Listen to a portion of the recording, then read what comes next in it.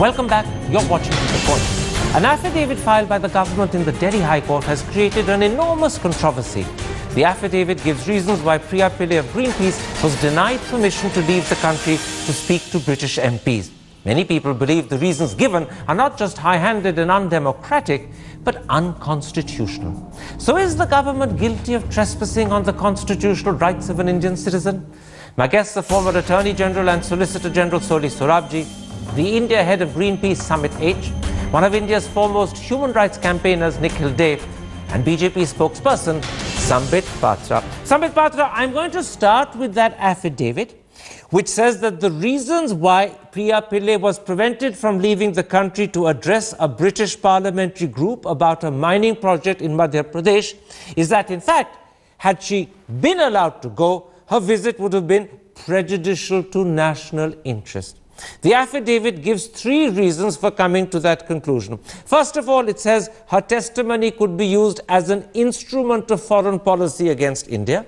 Secondly, it says it would have presented a false and misleading depiction of India's massive efforts to protect tribal people. And third, it says Priya Pillai would have discouraged foreign investment, very possibly with a global cascading effect. Now, I put it to you, those are not justified reasons. They're not even constitutionally legitimate reasons for preventing an Indian citizen from leaving the country. Therefore, you're guilty not just of high-handed and undemocratic behavior, but your reasoning is possibly unconstitutional. No, Karan, I would be reasoning it otherwise. But before I start reasoning, let me put a caveat over here that I, as a spokesperson of the party, am not privy to any of the Intelligence Bureau report or the affidavit which is now the property of the court of the country. But the affidavit is in the papers. Yes, affidavit, that's what I was saying. Whatever I speak today would be just as most of us on the panel would have derived from the newspaper of the country. So having said this, now let me rebut you point by point. First and foremost, I hold the Intelligence Bureau of this country with the highest esteem. If the affidavit says that they had specific input, and I emphasize the word specific input, that there was no curtailing of the constitutional rights of Ms. Pillai, rather it was the specific input that she was going to depose against the country's interest in front of the all-party parliamentary committee in United Kingdom, then definitely I have more reason to believe the Intelligence Bureau than to believe anyone else. Okay. And secondly, it is not that the LOC, that is the lookout circular for Ms. Pillai, was issued only recently, as we all are aware of the fact that the LOC was issued way back in October 2010. No, forgive me, the LOC was issued on the 10th of January, 24 hours before she departed. That's a fact in all the papers. I'm afraid you're wrong in claiming it was issued in October. No, so, but there was an LOC, if you would go not against her. The LOC against her was issued on the 10th of January, 24 hours before she was departing. Let me bring in Soli Sorabji, because actually we're talking about a matter of law. He's a former Attorney General who served under Mr. Vajpayee and served under the BJP. Soli, I'm going to repeat that first critical question I put to Sambit so you can hear it in full. In an affidavit filed before the Delhi High Court defending the government's decision to prevent Priya Pillai leaving the country to address a British parliamentary group about a mining project in Madhya Pradesh, the government has said that allowing her to go would have been prejudicial to national interest. And they've given 3 reasons for claiming this. Firstly, they say her testimony would have been used as an instrument of foreign policy against India. Secondly, they say Priya Pillai would have presented a false and misleading depiction of India's massive efforts to protect tribal people. And thirdly, they say Priya Pillai would have ended up discouraging foreign investment with possibly a global cascading effect. Now, you know the law, you know the Constitution. As a former Attorney General, are these valid reasons for denying a citizen the right to travel abroad? Or do they come very close to being not just undemocratic, but unconstitutional? Absolutely not, Karan. And all that is stated in the affidavit, as you read out, is sheer matter of conjecture and surmise. This matter has been gone into in Maneka Gandhi's case, where the question was whether you can withhold or refuse a passport because what a person will speak abroad. I mean, this is a kind of insidious pre-censorship. I've never known of this before. And what is more, 2 fundamental rights are violated. a right to go abroad and a right to freedom of speech and expression, which in Maneka Gandhi is made clear, it can be expressed, the right can be exercised in India and abroad. Can I interrupt? If she said something which was not correct, the government could have replied by other measures. The government has resources.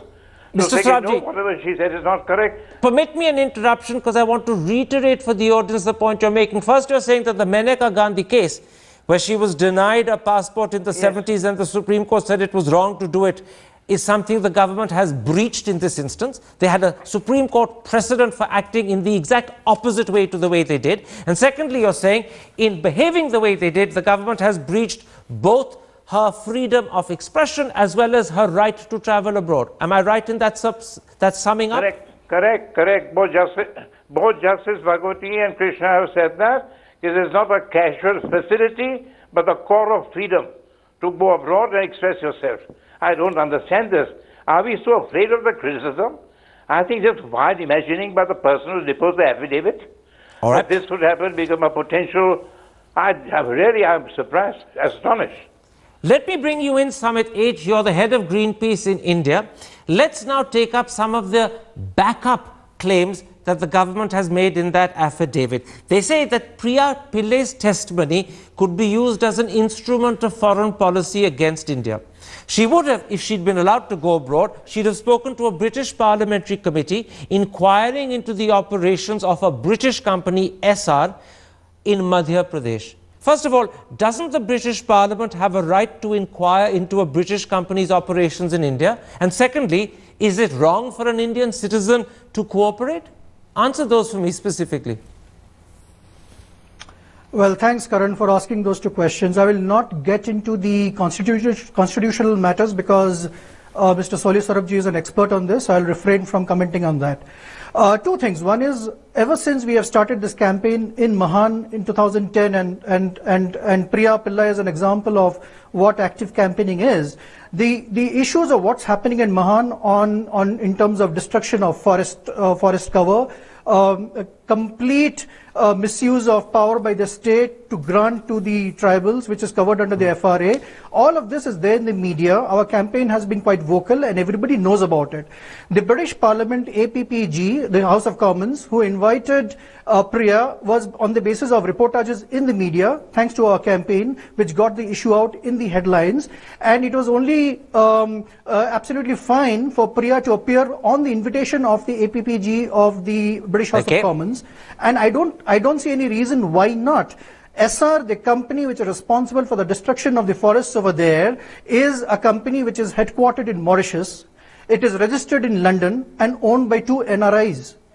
It is foreign in all matter. I don't see anything Indian about it, and I don't see any reason why the government should be so cagey and so insecure about the fact that we're doing an active campaign within the democratic processes we have in this country. Nikhil Dey, let me raise a second issue with you. The government also says that Priya Pillai would have given a false and misleading depiction of India's massive efforts to protect tribal people's rights, and that in turn, that would have affected A, India's image, and B, the prospects of foreign investment in this country. Now, as a fellow activist in the field of human rights, is that a justified concern, or is it unwarranted and unjustified fear-mongering?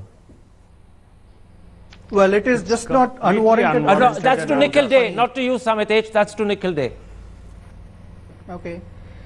It's completely unwarranted and unjustified, and it is government conflating and saying that whatever it thinks of what India's development should be has to be the view of every other Indian person. For the government of India to say that having a mining concern in a tribal area is protecting tribal people is something that is deeply contested. The rights of the tribals that are being raised by people which are being taken away by a foreign company. So when we are talking about foreign interest, how can the government say that that foreign company's interest needs to be protected and they are actually protecting tribal interests? Where are they? The people who are protecting tribal interests are trying to raise and amplify the voices of the tribals and against a foreign company.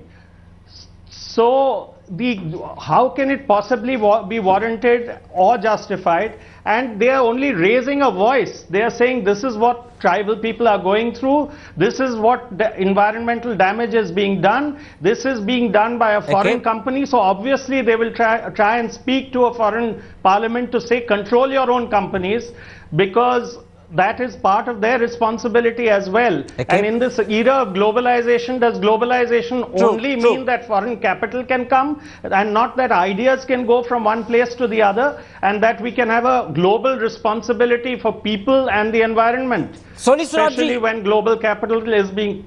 Soli Sorabji, you were the one who pointed out... Finally, what I want... I'll come to you in a moment's time again, Nikhil. Soli Sorabji, I'll come to you in a moment, Nikhil. Soli Sorabji, you were the one who pointed out that this was a serious breach and undermining of the freedom of expression and the right to travel that all Indians enjoy. I want to point something else out to you.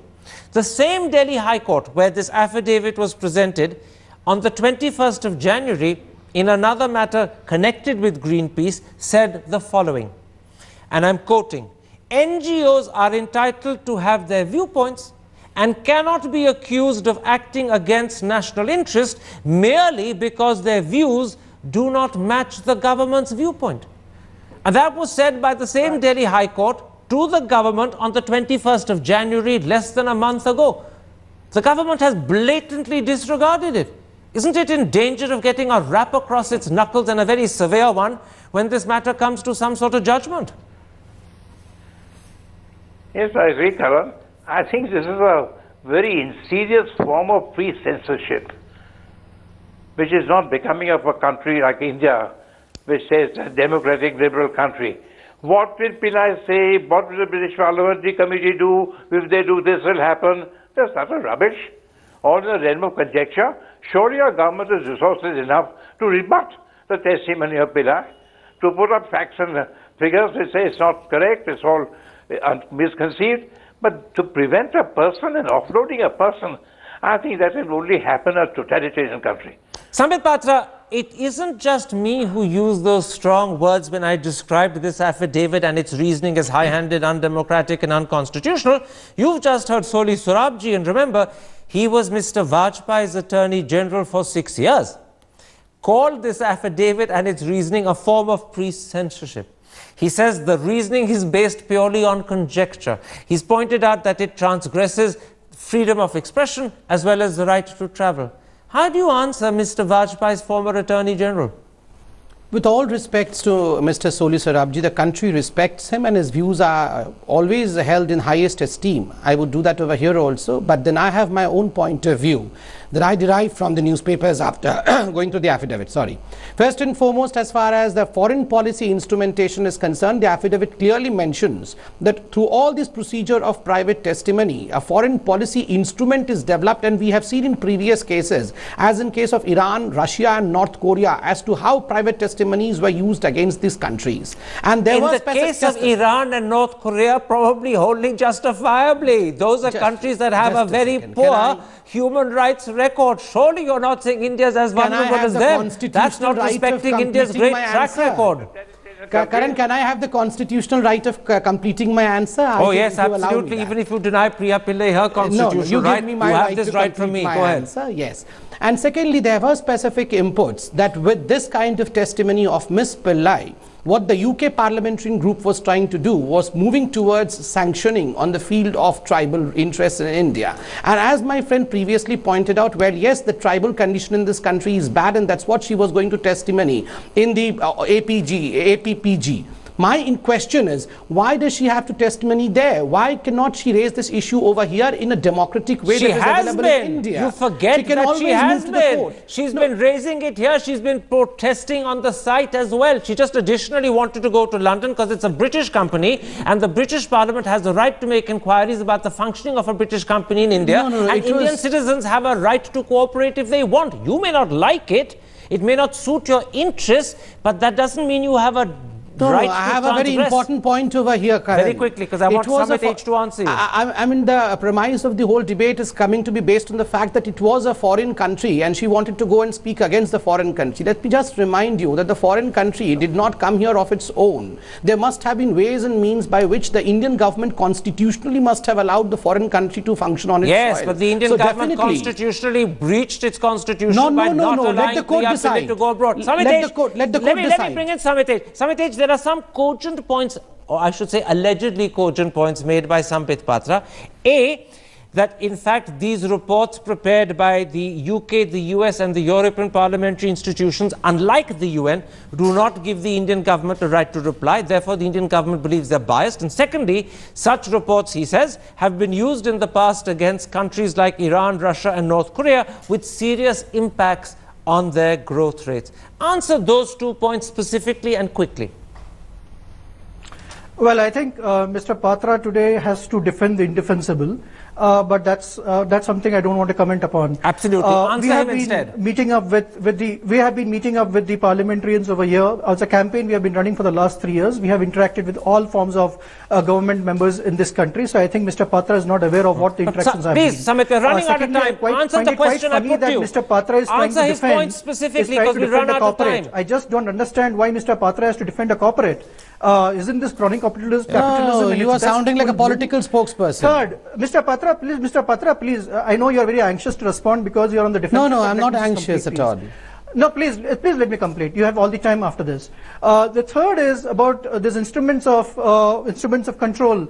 I think the government is very strong. We are a proud nation. We have a very sound footing in the international fora. The sad part is that you're not answering the two specific issues I asked you to answer. You're going off on a little ramble of your own. Cannot certainly go and depress India's image out there. I think India is far more powerful than Mr. I'm going to stop you there, Mr. H, because I would either have a focused discussion rather than give you a chance to just make your own points which are not connected to the questions I'm asking. Nikhil Dey, the government says, and this is part of the affidavit, that prominent Indian activists, many of whom are close friends and colleagues of yours, such as Metha Patkar, Nandini Sundar, Admiral Ramdas, Aruna Roy, Praful Bidwai, have never deposed before a formal committee of a foreign parliament. They then add that in agreeing to do so, Priya Pillai is not only behaving differently, but they're suggesting that she's stepping out of line. How do you answer that specific point? That she is perhaps the first to depose in front of a foreign parliament, and it is wrong to do so, certainly for an Indian criticizing her government. No, I think it's completely incorrect. Many people have done it.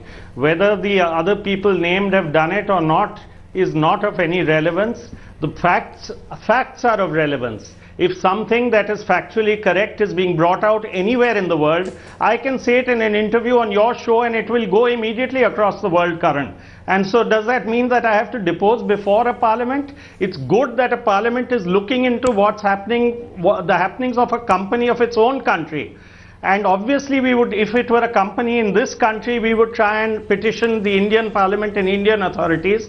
But we will petition everyone in the world if there is a foreign company, and we will petition the people in that country to say that please put control. That's how Nestle, when it has done wrong policies, has been controlled. That's how many corporates, and there are international agreements on extractive industries. There's an EITI for transparency in extractive industries, which is a global forum. So to make sure that no country allows its own companies to ride roughshod over the interests of people in that country. And I'm amazed actually at Mr. Samit Patra defending the IB.